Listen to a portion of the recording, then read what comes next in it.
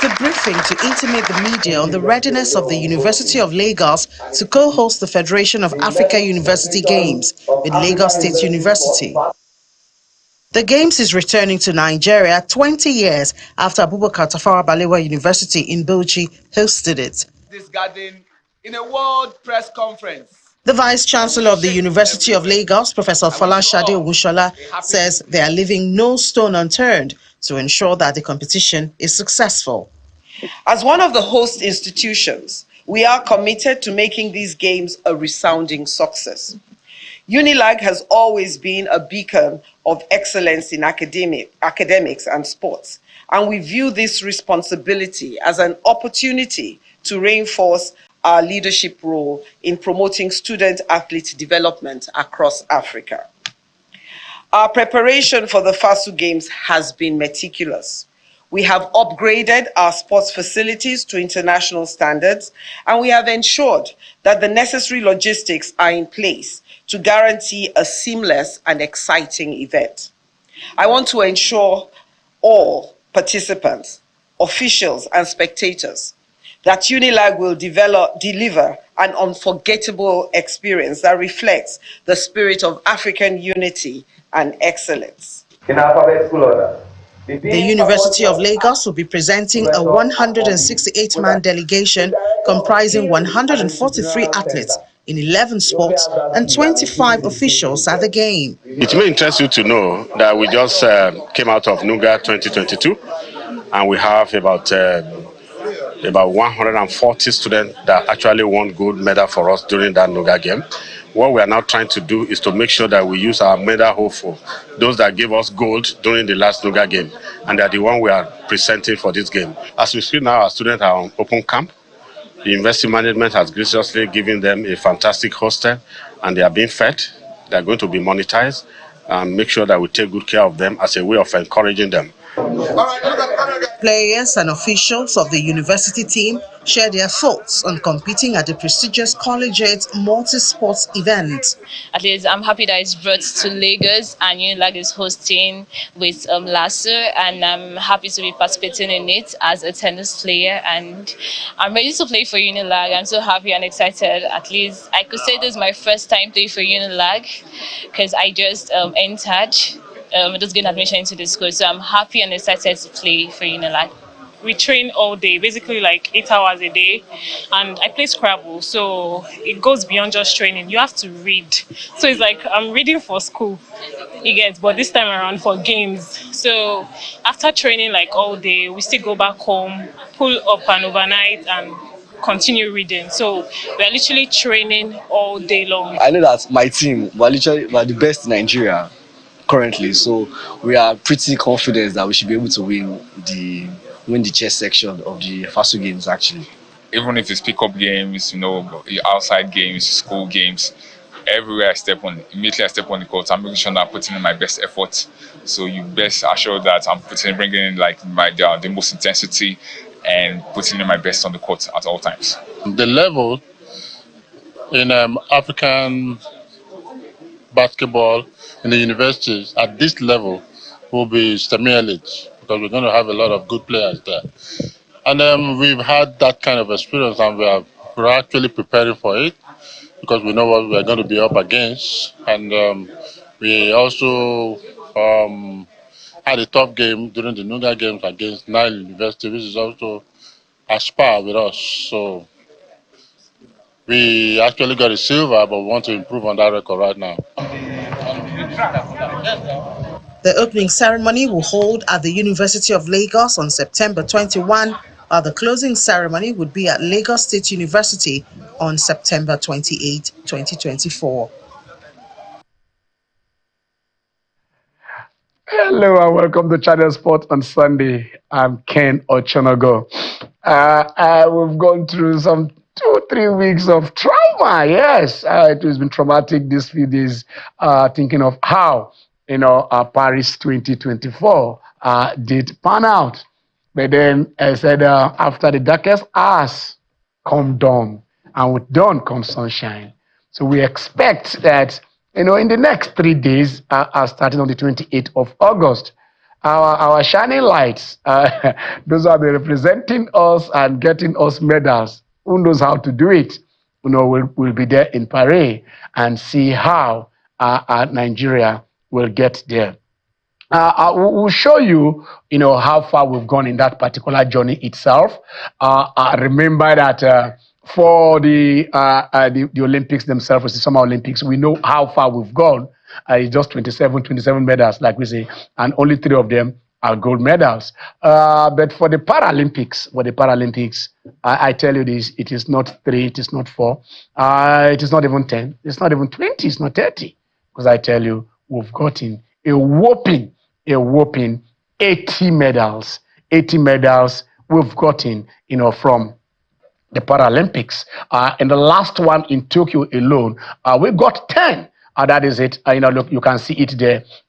40 gold medals, 40 as opposed to 3, 19 silver medals, and also 21 bronze medals. So we are ranked 37th in the world in this thing. So we are a power. We are, ranked on the 40. And I hope that probably our performances in this particular one will also put up there. But then you can see what it is now: 40 gold medals, 19 silver, and 21 bronze medals. And I do know that, yes, we've never got there and come back empty-handed, because they've been broken world records. We have world beaters in that particular team. And this time around, we shall also tell you how many athletes we are sending, and then what we expect from each of them. The US Open is also on now, and let us see if that number 25, that magic number 25, 24 has been equaled. Both male and female, nobody has gotten 25. That 24 was elusive for Serena Williams. She tried and tried and tried and tried. Well, some of us believe that if not for the skipping of the US Open, a lot of those times that they boycotted, all those games, she would have, gotten that. But then the Grand Slam became, it's just the major thing people look at, not the overall. Because by the time you put in, she has gotten the Golden Slam, by the time you put in the Grand Slam and the Olympic gold medal and other things that she has gotten, then you will understand that, probably she is the greatest. And then Djokovic just joined that trip of the Golden Slam. I think Nadal also have the Golden Slam. Let them have that Golden Slam. So it is where you now start separating them before you look at the numbers. So the US Open has started a journey of 2 weeks. And, in the next Sunday after the upper one, we shall look at which, who will be the last. We would have seen the last man standing, but who will be the last man standing? Will it be Djokovic? Will it be Yannick Sinner? Will it be Carlos Alcaraz? Will it be Medvedev? A lot of them are inching. A lot of them are fighting and said, we are good enough to win this. And then all eyes will be on Djokovic, especially after that Paris gold medal that he got beating, the young Carlos Alcaraz, after Alcaraz has beaten him in the French Open final. So this is what we are looking at. The Youth Games will start I think 9th or 10th of September. We are saying, they just told me that it's been shifted to 9th, or supposed to start on the 10th. And let's see how what Yemi calls a conveyor belt, where you go and pick the young ones who represent us. We'll do it. But the emphasis, like we said, shouldn't be on the medals. We talked about medal padding the other time, and still say we are going to win. You start poaching children. I don't want to say it is shameful and disgraceful, but that is what it is. You develop them. Where you stand at the end of the season doesn't matter. It is what they do. We've conquered Africa. When we go to our Africa, you see us in their second or third. But when we go to the world, you need world-class athletes that can dominate not just at the local scene, but globally. Go and get it there. My guys are in the house. We'll talk this. The league is back. Some people have started one leg in, one leg out. People have started dropping points. Other have maximum points. We're seeing what is the Mbappe effect. The transfer market is also on. What is happening to Lookman and Osimhen? Will they move during this period? And a lot of all that. But I have Jimmy in the house, and I also have Ope in the house. So let's start with Jimmy. Jimmy. It's my pleasure to be here. Interesting times. We hope the Paralympians do us good once again. They've always made us proud. We've always known prosperity from the adversity, so it's something to celebrate in advance. Prosperity from adversity. Okay, I think I'll take it off from where you stopped about poaching young kids. I don't think there's anything outrageous about it, but you have to do it the right way. Remember the Williams sister. Yes. They had to leave California for Florida because there was the opportunity for their parents to work. Same for Messi, Johan Cruyff. So we've had so many greats who left our kids but you have to make provision also for the parents so that the parental guidance will always be there with them. The thing is, you are pushing kids here to win medals. You understand? That's not put that condition. Yes. You see, not just giving their parents, job or whatever it is like that's about, it is out over there. Like what FIFA says, you understand? If a child, another child wants to go, you can move if the parents are moving. But the parents should not be moving for footballing reasons. Yeah, exactly. It is for footballing reasons. You shouldn't go over there. Are you getting me? So no, I just want to clarify. What I'm trying to say is this: you pick them to win medals, and after them, you are not looking about their development.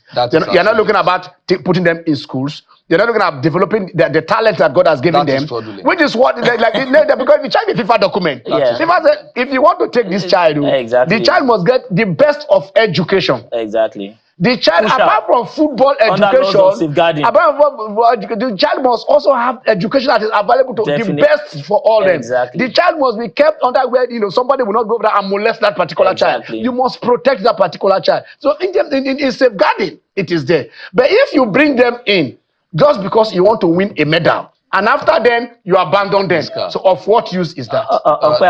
That is child labor.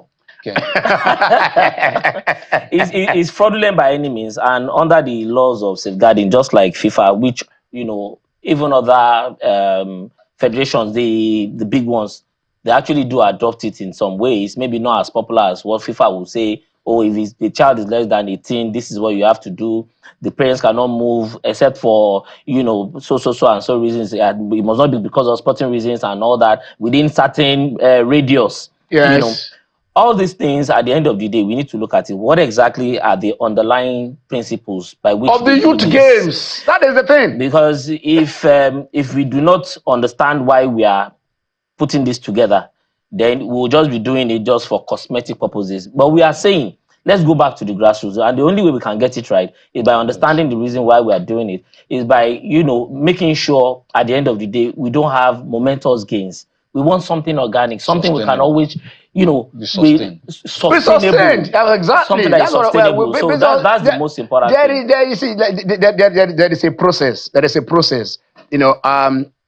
First and foremost is make the games popular. Whether it is football, whether it is mass participation. Yes. Now it is like when you sit down to solve a management problem. The first set is generation of ideas. Yes, It doesn't really matter how many ideas that comes in. Exactly. You populate the ideas. You populate the ideas, and then you now start sifting them. That is where talent identification now comes in when it comes to sports. Definitely. Now you identify the talents, and then how do you groom them? How do you nurture them? So that is the thing. So some of them might be dropping out. Some might be late bloomers. Most times we do well in terms of identification of talents. Have we?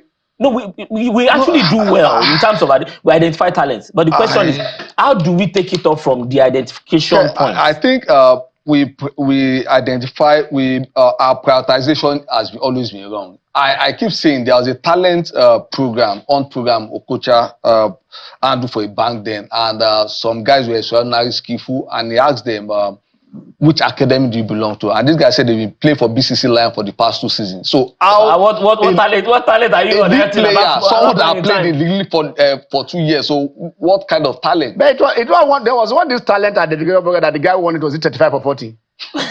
No. Yes, it was a reality TV show. We all watched it, and the guy that won was about 35, 40, and he's married with children. So it also goes back. So you identify him. It also goes back to the organizers. I think the winner-at-all-cost syndrome. Okay, whilst I agree with you, it also goes back to the organizers at every point in time to understand. Okay, Channels TV at every point in time, Channels is always deliberate about ensuring that as much as possible, cheating is, ameliorated. In the competitions, as much as possible, unconventional methods are being adopted. So what are we talking about? So it goes back to organizers of any sporting event, sporting establishments that have got to be deliberate about the fact that, look, we want to get it right. We want to minimize age cheating. We want to make sure that these competitions that we are organizing, there is an end point. The end point is, don't let us just identify talent. We want to turn these talents into prodigious ones that eventually make the country proud, make the state proud, make the local government proud. And that's exactly why we are saying, go to the grassroots. Let everybody begin to understand that identification of talents and nurturing of talents should start from the grassroots. Okay, like we said, it is 3 days. It is 3 days there. Let's see the countdown. 3 days to the Paralympics, and that's our focus for today. Is 3 days to go. While we're doing this, is like we said, it is not just say, okay, right now we're thinking about how we are going to win medals there, because the preparation period has already gone by. So that is where you prepare. So this time is what condition, what motivation, whatever coaches that they have. Not that one that somebody will be in Paris and the coach will be under a tree. If a tree in a village in there, I say, oh yeah, would video, jump this way,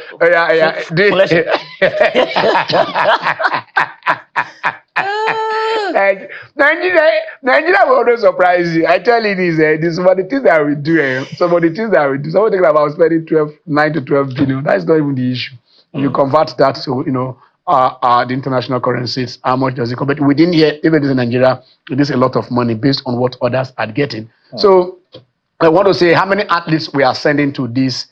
We've shown you. Okay, let us say like you said, we've seen our journey there. That we have 40 gold medals, and a total of 80 so far. But then that is the last Olympics. That was Tokyo 2021. 4 gold medals, 1 silver, then 10 bronze medals. That is more than all we have gotten in this. We have 3. We have 3 for the. You know what I take away from this? Yes. I've not heard the minister say we will surpass this or we. No, but that's what I take away from it. But the minister said something. He did something corrective. Going to the Olympic Games, the prize money was. We are going there. Okay. We are moving there gradually. Yeah. Okay. Let us see the next slide. So this is for Paris 2024. Now, we are sending 5. Athletics, 5 athletes for badminton, 2, our powerlifting 3, 9, while para tennis 8. Are you surprised with the 9 powerlifters that you are sending? With all the likes of Lucy, Paul Kende, Loretta, no, I mean that's been our forte. Yeah. We've only been. Innocent is not going this time around. I don't think so. Okay, I mean, so you see that powerlifting, eh? You see that powerlifting. Look it well, look. Yes, sir. You see that powerlifting, eh? Something will come out from there. Yes, table tennis, we are sending 8 athletes. We are expecting to come in. Badminton, I don't know. We are just making their debut. I'm not too sure of that. If they played, I'm not too sure of that. Something also very important is for para tennis. You discover that virtually all the players are going based on continental titles. Anyway, none of them made the world ranking, and that tells you something. We are not playing qualifying tournaments. Okay, all right. So all of them, it is because they were what they wanted within the continent, African Championship. That's why they go in there. All right. So this is what you're talking about, okay? Okay, shake it up. From Olympics, gold medalists were supposed to get $5,000. Now Paralympians will get $15,000 for every gold medal, which was the same position as in Paris. Tokyo last year. For silver, $10,000. Then bronze medalist, $5,000.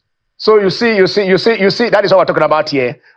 If preparation stage, this is the motivation stage. I think this is quite commendable.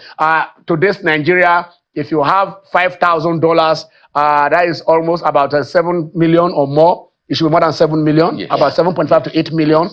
So anybody that gets a bronze is guaranteed that. And you come back to Nigeria with 7-8 million, you can get a good, maybe 1 or 2 bedroom that you want to stay, and then start a business. And we said something about not having fun to play qualifiers. Yes. So this also can put you instead, I think, for the next Olympics. I know there are no competition grants or training grants here. That is where we have to understand one thing. Because we've seen the 15, 10, 5. Yeah. We'll also probably move and tell, look, we are sending just 24 athletes there. Yeah. The ministry can also source even if it's maybe for participation. Sure. Maybe $2,000 for each of them, the who are not medaled. So when they come back, are you getting me? With about 3 million naira or something, you have something. Their daily allowance. Plus their daily allowance, whatever it is, it should be able to say, okay, we have been there. Because see, the challenges that they have, yes, challenges of movement, challenges of accommodation, challenges of daily feeding, challenges of education, challenges of whatever it is. Talking about the challenges, yes. I think it's high time we take the bull by the horn and actually decide what we want to do. The National Stadium, should we make it an event center so that we know that sport people should not go there? I was there yesterday and Ken, have they opened it? It has always been open for social events, and there is no way sportmen can train in that kind of environment. When we talk about infrastructure and we talk about our maintenance culture, the fact that we lack it, it speaks volume about how we are not serious about development of sports. Because the truth is, we have been complaining about this and there is no deliberate action being seen. Okay, maybe there have been moves made, but there's a need to, declare, some form of emergency around it. That look, we had issues with the Olympics. We are talking about infrastructure. If you want local governments to begin to set up mini stadia in their own, they will ask questions. What exactly is happening to the national stadium that billions have been expended on? So these are the things. Ope has mentioned it now. In a month's time, most likely we'll still talk about it. 3 months, 1 year, most likely we'll talk about it. What exactly is the ministry doing decisively about it? Yeah, that is what we're saying here. And I want to say this, that we are challenging. I know of a local government in Nigeria, in Lagos State, Jeremy Ifelodun local government, and I can attest to the facilities that they are putting in place. And I think if it is possible, we'll try and see if we can go there, probably speak to them, and then maybe bring you pictures. We're not talking about whatever, big videos of what they have on ground. The Maracana, the Nat Idowu, they're putting tennis courts. I think there are also PPP initiatives. Of course, the Nat Idowu, there is the Maracana, the famous Maracana has there at the sand pitch, and goes out and developed almost about 30 or 40, pitches that are there. You understand, the training pitches and whatever it is. So we'll be saying this, and see, we are not joking this time around. The local government autonomy couldn't have come in at a very good time. This is the best time that it could have come in.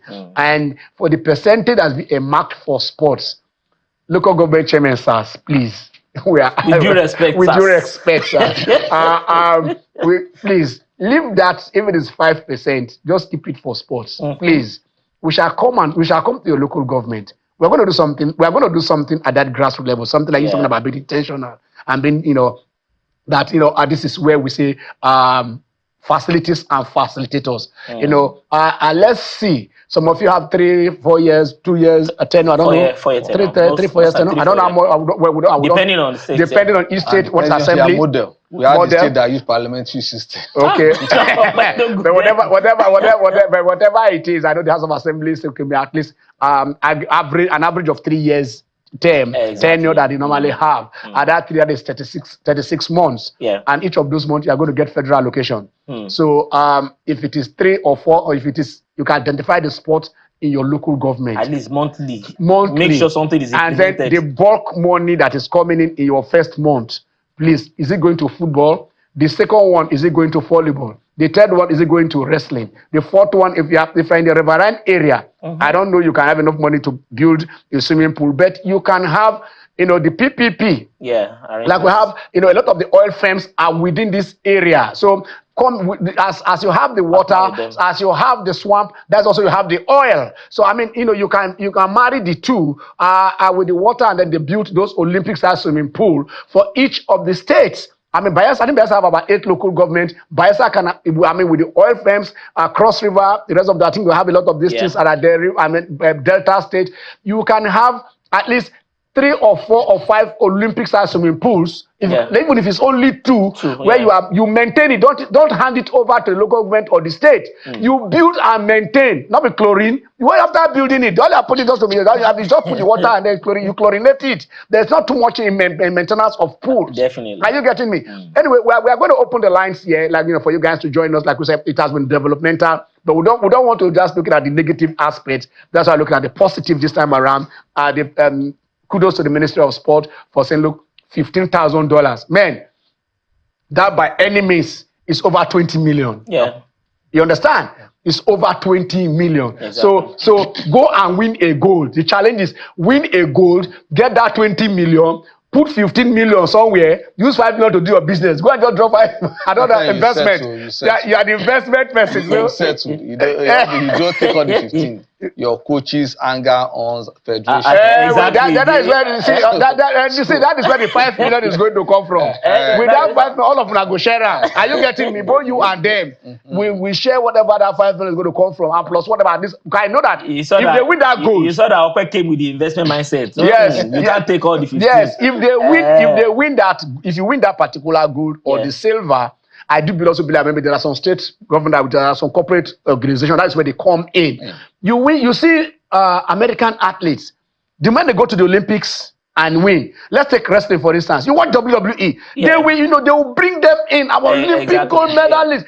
You're already there. Endorsements are already coming in, and that is the thing. So I know the economy is hard. We know that the economy is hard. But then these are these are the things you need. You need ambassadors. I mean, I know that Toby do have some sponsors and whatever it is. But we still have the banks, we still have the oil firms, we still have the communications, we have the fintechs. I mean, a lot of you is just a little bit of just eke it out and then have that positive. Like I said, we want to open the lines. We want you guys to join the show. I think last week we forgot to put the number on the screen because some of you have the number. I said calling in, and we assume that everybody has a new. So you guys can be part of this show and see how it goes. Well, the league started yesterday. Good one for Erling Haaland, Arsenal.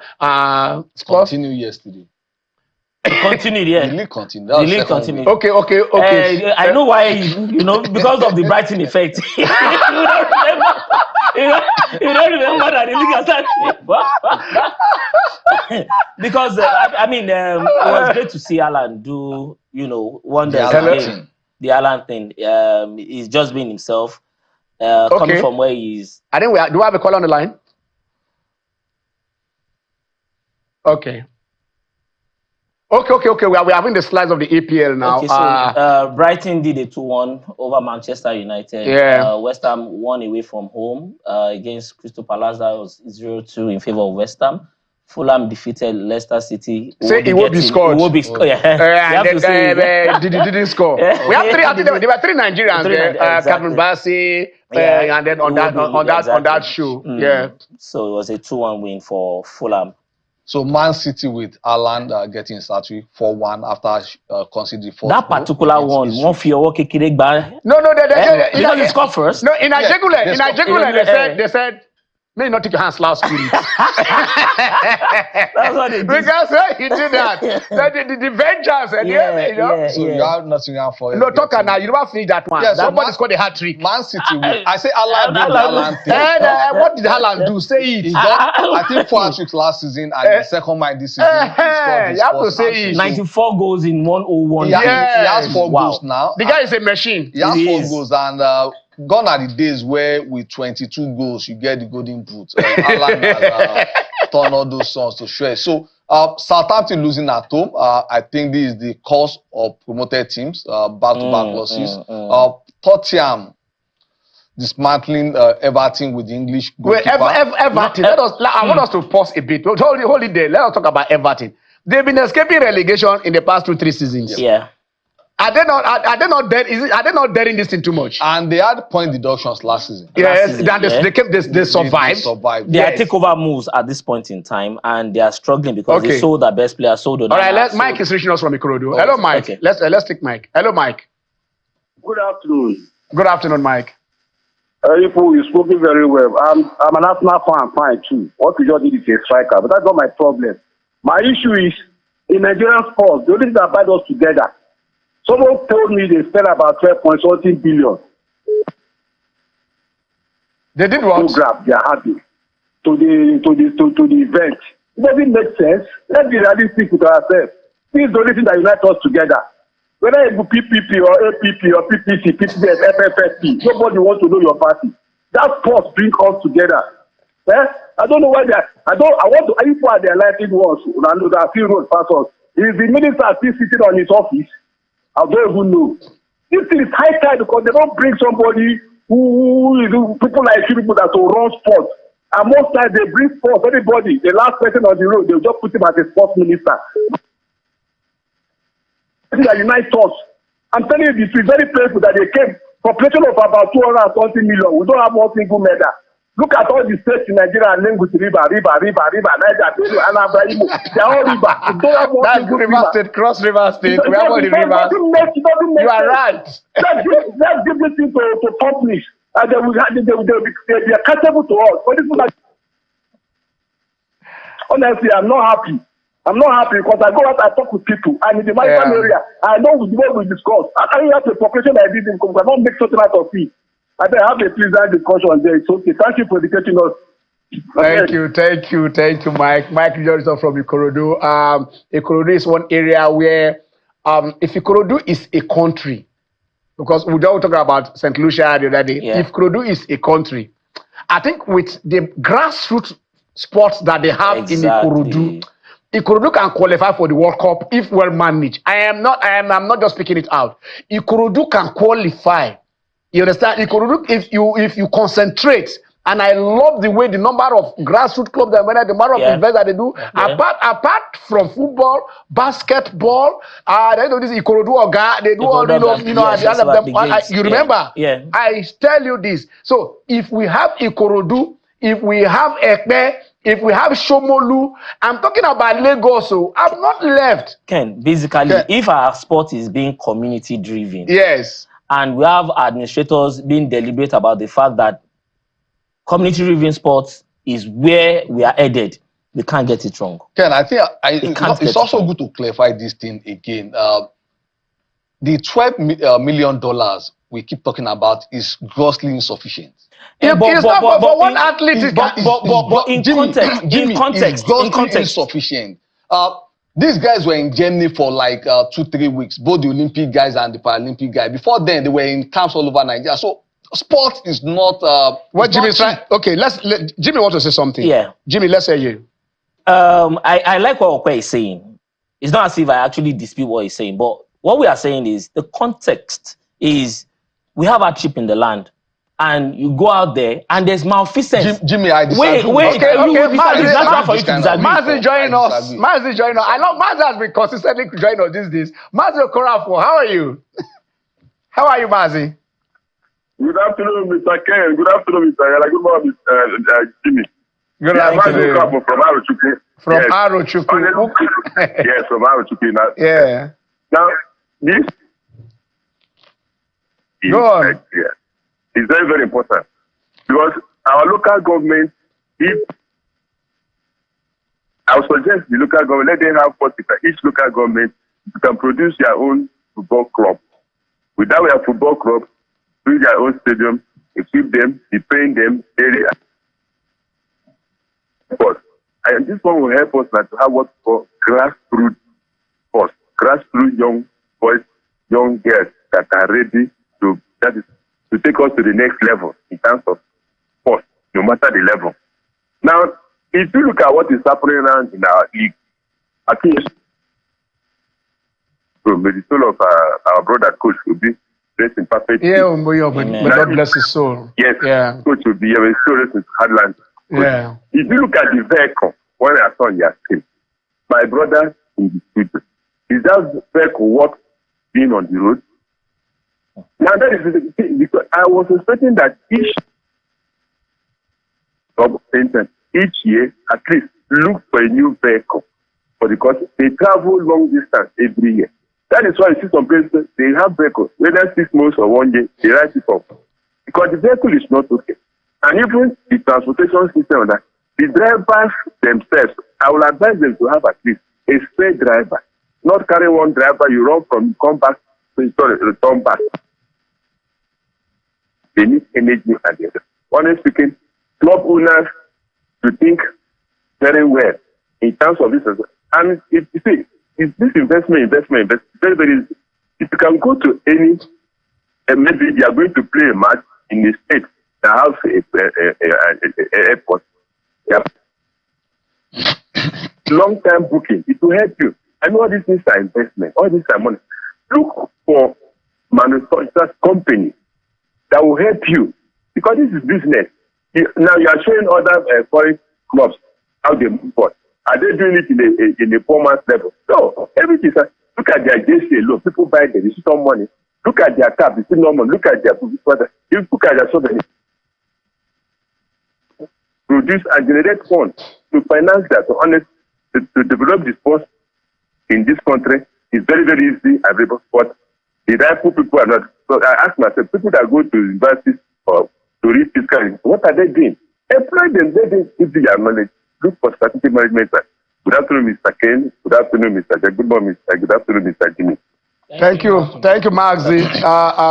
Maxi touched on two things, but before I come back to what both of you are talking about here, you talk about the state of the vehicles. We don't want to mention names of companies, but I know in Lagos we have car manufacturing, motor manufacturing makers. In Nnewi, we have car manufacturing. In Nigeria today, we have about 5 or 6 reputable. In the southeast, I think about 2 or 3. In the southwest here, we have about 3 or 4. You understand? In the north, I think somebody that is coupling some guy somewhere around Maiduguri or somewhere that was doing a CNG, all this gas converting to gas vehicles. I mean, this is where you come in. A bus, you can get a bus from each. You understand? You whatever it is, and say this is where you procure it. Well, 2. You see, we don't talk politics here because, of course, when you now start making allocation for your members of the Houses of Assemblies on how much they are going to get on these vehicles and the rest of them all, and then your sportsmen and your students that are moving are not doing that.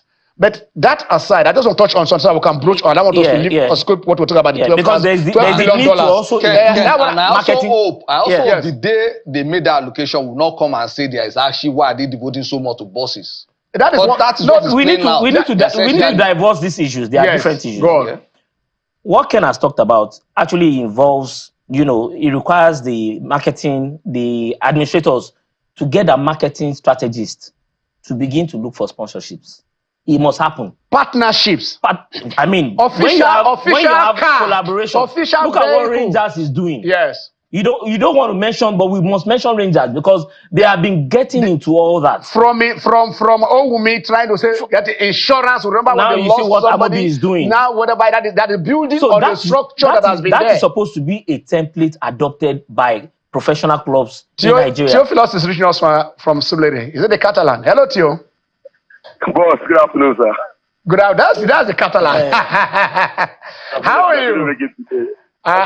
He couldn't make it. He has issues. I don't know what happened to the shaft of your vehicle. How can your vehicle on a Sunday morning? Did you pray before when you woke up, before you went on the road? I prayed, it does happen. So I was listening to Okora for saying, and you aptly put it. I saw the vehicle, and that vehicle should not be on the road, as far as I'm concerned. That vehicle had no business being on the road. And I remember after the end of last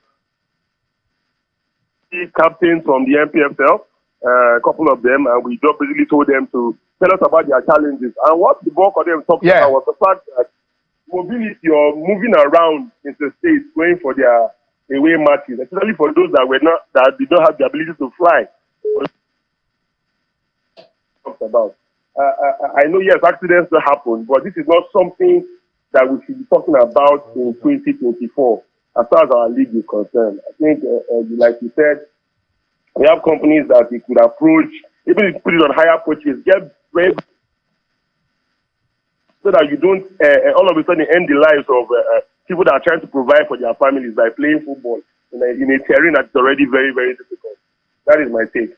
And also, I'm going to say the Brighton effect. I hope you have to remind him, right? You'll be back on this set on Sunday. You will be back. No problem. Thank you, Theophilus. Thank you. And Barcelona also won. The excitement is there now. You see, palpable. This ship sails round. So remember the ball is round. Don't worry. Where is Newcastle? Newcastle. Let Okwe answer now. Okay. No, they won the first match. They won. I think Okay. yeah, won. 100%. Remind him. 100%. They won. Remind him. No, with 10 men. we know how many. We know the last time Newcastle won the trophy. 10 men. So We know even when they went to bring in their legends back from Blackburn. You know, at least so far so good this season. I think that's it. So, you guys go have back to- money. You have everything. I will say this for Newcastle. I think they are the most in terms of attendance. Yeah. Their fans have the highest They are attendance loyal. rate in England. Yeah, that's true. In England. That's I mean, you see that strong with Manchester Yeah, United because Manchester exactly. whatever it is. So they are the Northeast. They do so well there. True. But the truth is, you know, where you guys have the money now. No, it will come. Show us the trophy. The trophies will come. When will it come? The trophies will come. Okay, well, Sounding almost like a donor. Sustainable. it will come. The trophies will It will come. But I don't want to miss something. Yeah. You guys mentioned we're talking about $12 million. Okay. All right. I think we should go on a very short break. When we come back, we'll look at what $12 million can do in the local scene. Okay, that's the brightening effect. You know, you brighten the whole place. It becomes, whatever. But then, we don't want.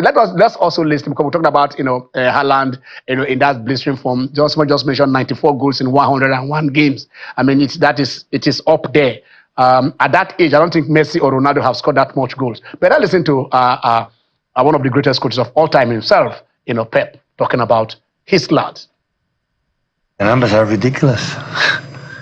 Ridiculous. So he can compete in terms of goals with Cristiano Messi. The numbers are unbelievable at his age, short age, the amount of goals, and it's an incredible threat for us, and we are really, really happy to have him, and hopefully he can be here for many, many years. So will be a good for us, really good for us. But we're playing from foot. We first half we create to win the game 4-5. Game will be over, and 3-1 is always, scored 2 goals, and second goal is always a problem.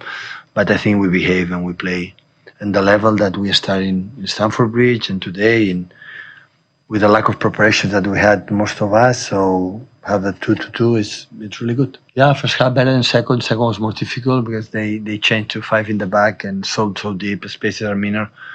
But the penalty he created, the first action with the cross as well, winning with the intuition in the pressing, the second, So it's short time here and his impact is already good. Define the team, the body language, how defend the set pieces or throw-ins, and how when have the ball to attack, to first action is to threat the opponent, still is there. So it's just 2 games, so season will be long, we'll be up and down for sure. But I think everybody is committed and ready to do it. Well, it's just the 2 games, but then when you pocket the maximum points, 2 down, 36 to go. Ken, would you have rather preferred Pep to be in charge of United as a person? No. I said it. Did they City signed Pep and United signed Mourinho? If it has been the other way around, the same thing, you would have seen the success. I think with all of the injuries and probably the mindset of the players, do you think he would have done much with this set of players presently with United? When you say with the injuries, like I said, RVP was getting injured week in, week out when he was at Arsenal. He came to Manchester United and had an injury-free season. You understand? So what I'm saying is this: you not only do you have control of your backroom staff, you have control of your physios, you have control of what you're working about. There are some clubs where you go and they say, look, this is how they do injury. The way you train, your training regime, a lot of them are what leads to your what I get from you is you are practically indicting the Arsenal medicals. No, I just made mention of one player. When they had the likes of Abu Dhabi, they were all getting injured. All of them getting croaked and all that. But I think I doubt if Pep will have done more than Mourinho did for Man U for 2 seasons. Why? And you recall why? When you look at the circumstances, I'm telling you the reasons. And What are the reasons? He said, look, coming second was the greatest achievement in my life. We do understand. I agree with you. I agree with you. To an extent. To the extent that what is the quality of the managers? What is the quality of the managers after? Let us not Banga to be brought back for the I agree with you. Let us not overflow this issue. You've always been saying this. But let me tell you one thing. Yeah. Let me say one thing here. Mourinho took over a Manchester United team that had just won the FA Cup. Listen, I'm sorry. Yeah. Mourinho brought in Zlatan Ibrahimovic, one of the top 5 players in the world. Yeah. As at that time, listen, of course, go and check his record. No, as at that time, he was top 5. Check his attitude. Was over the bar. No. Listen to me. Mourinho brought in Pogba. Calm down. Wait. Can we take this one at a time? Okay. Mourinho brought in Pogba. Yeah. The best young footballer in the world. Okay. To join that team. Okay. Mourinho brought in Eric Mkhitaryan. Okay. The Bundesliga footballer of the year. The best player from the Bundesliga. Okay. Did he bring in a full team? Yeah. Well, I'm saying this. Add to the Rooney's and every other person that he has. Yes. Okay. You understand? Mourinho has no business. Let me tell you this. Okay. The thing is, before Mourinho came in, he had about 5-6 months to look at the team. And they said, the team you are talking about, what was their position in the league? As at that time, what was their position in the league? They were in dire streets already. What was Leicester? Leicester won the league that year. 2016. Yeah, what was the caliber players that they have? So, Ken. No. They had a very fantastic run. No, the Leicester story happens how many times? It happens once in a while. You can't use the exception to justify the norm. Did it happen? An exception. See, if it is quality of players, because if it is quality of players, listen, if it is quality of players you have, PSG had Neymar. Okay, it's one thing to have the quality of players. It's another to be able to get them. That is what we are saying here. That is why you looked at the team before he came in. Yeah. Who do you want out and who do you want in? He had the final say, and they supported him to the hilt. So no excuses of quality of players here. Leicester. No, Jimmy, Jesus Christ, my Lord. Jimmy, his first season he got 2 trophies. Yeah. Second season he finished runners-up in the FA Cup. Yeah. And a second place position in the league. Now, Ragni, why are we even discussing this? No, Ken. There are something I don't know why we are discussing this. There is only people within the system in United Ken, you know that the problem of United is institutional. And the managers have been saying it. We know it. You see, if the prayer with Manchester institution, I don't know the problem with Newcastle Arsenal. But that is by the way. But what I'm trying to say, what I'm saying, he asked me that question. But United is too big a team to be going through this kind of he brought the discussion. He now said that go to a proper football club, not a commercial club. And Ragni said the same thing about having a complete surgery. Open surgery for the team. The commercial football team has been winning no matter how lesser trophies they are, and the proper football team. That's for now. No. You see. I get that standard. Yemi, thank you for calling. I think this call came at the right time. Yemi, how are you? Yemi, how are you? We don't want to lose this call. I'm very good. Hey. Okay, yes. You guys actually raised a very important topic and discussion. This thing is really worth contributing. My friend on the set, Jimmy, how are you doing? Very well, thank you. Okay. I know you may not remember, but we were in the university together. Well done, sir. Okay. Now, talking about the problem of Nigeria, it's indeed a very big one. It's a very, very big one. I had some people talking about trying to get endorsement deals, partnerships from companies and all these things.